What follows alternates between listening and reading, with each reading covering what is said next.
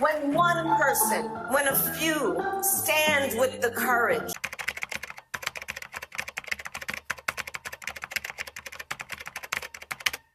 Flashback.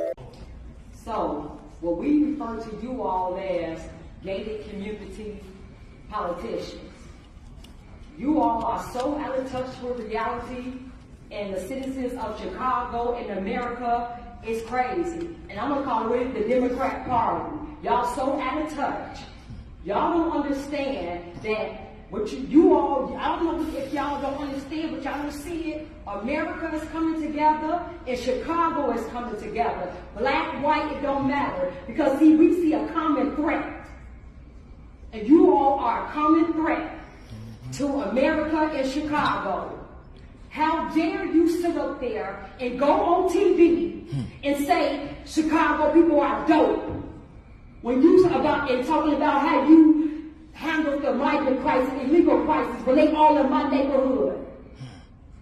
Now I can't go across the street and do a simple workout. I'm trying to educate the citizens of Chicago, help dads be in the homes, educate them about health, fitness, how it is, and to be healthy with your kids, eat healthy, work out, do something for the community, and I gotta go through all these permits, all these hoops, everything. I got insurance to go in the park. But then I see illegals down the street from my house with a whole entire restaurant. I thought I was looking at Donald Trump when he was at McDonald's. They sit up there and had generators on the street, on the sidewalk, generators. And they had a fry machine taking the basket out the oil, putting it on the side, and not only that, they had tables and booths set up, like a whole restaurant outside. I just sit there, I couldn't believe what I was seeing.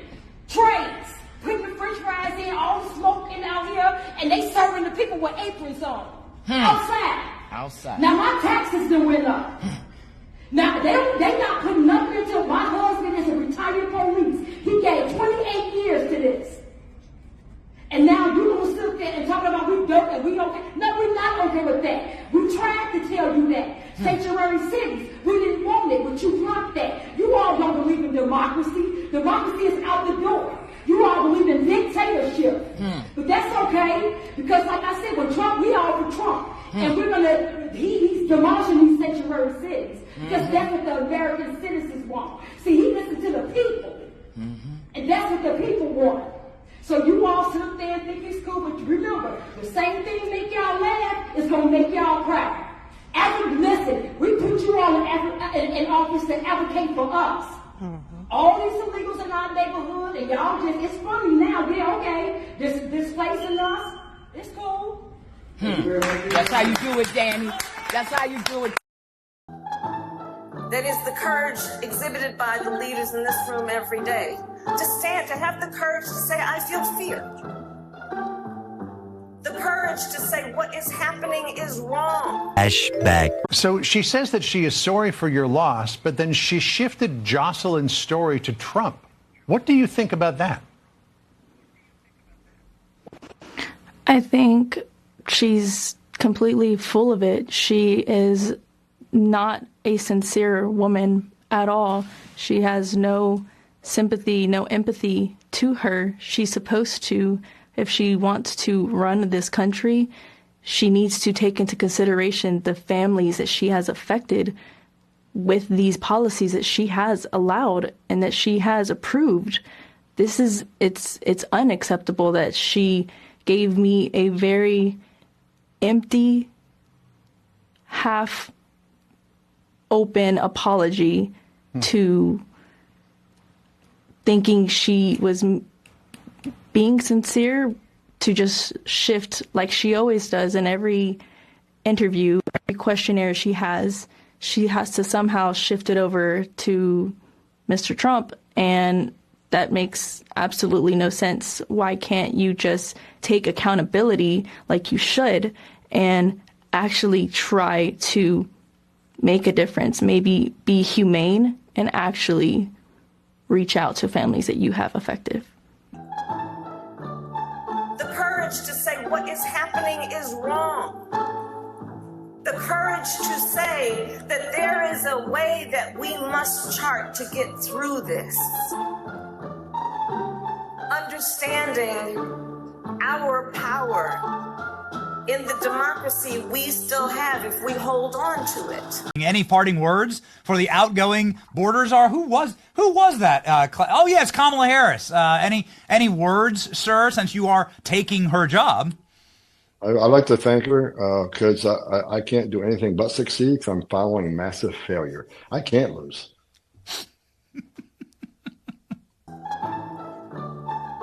Courage is contagious. What could have been, everyone? What could have been? That, of course, was former Vice President Kamala Harris speaking at a summit of women leaders earlier this evening. It's one of the first times we've seen her speak out since her November election loss. She hasn't been out there a ton. We'll see if she comes out more. She also spoke about the current state of fear in our country. We are seeing organizations stay quiet. I have watched my entire life, I have watched plant after plant after plant in Detroit and in the Metro Detroit area close. There are now plants sitting idle. There are now plants that are underutilized. And Donald Trump's policies are going to bring product back into those underutilized plants. There's going to be new investment. There's going to be new plants built. And the UAW members, and I brought 20 of them with me, they're sitting right over here. We support Donald Trump's policies on tariffs 100%. So, Mr. President, we can't thank you enough. And in 6 months or a year, we're going to begin to see the benefits. I can't wait to see what's happening 3 or 4 years down the road. Thank you, Mr. President. I tell people you don't like tariffs, buy made in America. Do you think that with the tariffs now, this could help push more to be made and sold in America? Oh, absolutely. I mean, there's no doubt about it. I mean, how can you not do that? I mean, a lot of these other countries are screaming bloody murder that, you know, it's going to affect them. Well, it should affect them. Keeps American people working. Always been a supporter of our country and what we can do to help our own. So I like coming to Made in America, and the products are wonderful. It's nice to buy American. This is going to make the consumer get a little more educated, see what's made in America. If it's not, I think somebody is going to be sharp enough. We've got some sharp people that can use new technologies to make products, and this is going to force that to happen, I truly believe. Michael Schwartz, 7 News, Elma. Clearly unconstitutional threats. Have these lower level judges who are trying to block this president's agenda. It's very clear. And as I just cited, I was appalled by the statistic when I saw it this morning. In 1 month in February, there have been 15 injunctions of this administration in our agenda. In 3 years under the Biden administration, there were 14 injunctions. So it's very clear that there are judicial activists throughout our judicial branch who are trying to block this president's executive authority. We are going to fight back. And these are the things that we are witnessing each day in these last few months in our country. And it understandably creates a great sense of fear. Because, you know, there were many things that we knew would happen. Many things. I'm not here, so I told you so.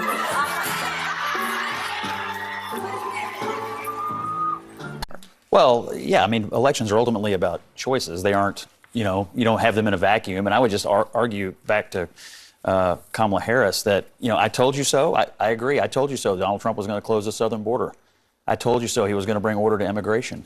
I told you so. He was going to drag this country out of the left-wing cultural ditch and put us back towards more mainstream, middle of the road. You think he's done the last thing? I did tell you so. Now, he's also executing, as you all have acknowledged, his economic agenda, just as he said he was going to do. He's enacting tariffs, and he's asking the Congress to make the tax cuts permanent, and he's unleashing American energy. So I agree. It is I told you so, and about half the country is okay with it, and about half the country voted for it. So it strikes me that this is a healthy level of copium going on right now among Democrats who are telling themselves stories that the people who voted for this are not happy with it. The vast majority, if not everyone who voted for Donald Trump, is some level of happiness ranging from 9 to 10. Boom, bam, bop, bada bop, boom, pow. You know, I think one of the things that's so important for politicians is for folks to believe what they're saying and that they're keeping their campaign promises. So I think this gives you a pretty gosh darn good idea of what may be going on. Trump's doing what he promised to do. You go back to April of 2017, it was just 46% of all Americans who said that Trump was doing what he promised to do. Compare that now to February of 2025. You know, there was a good show that was on during the 1990s called A Different World. That is what's going on right now. We're living in a different world. 70% of Americans say Trump is doing what he promised to do. Again, compare that to April of 2017 when it's just 46%.